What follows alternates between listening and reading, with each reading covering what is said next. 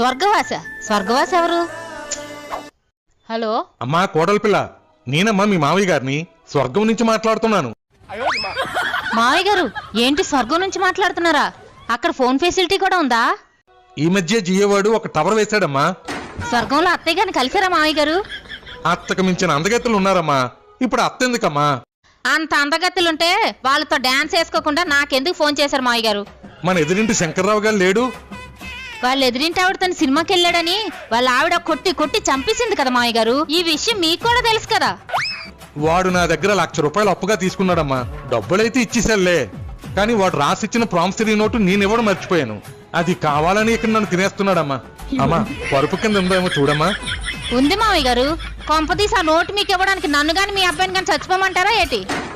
మన వెనకింటి దివాకరం కొనవూపురుతో కొట్టుమిట్టాడుతున్నాడమ్మా. తులసి నీళ్ళు కూడా పోసేస్తున్నారులే. నువ్వేదో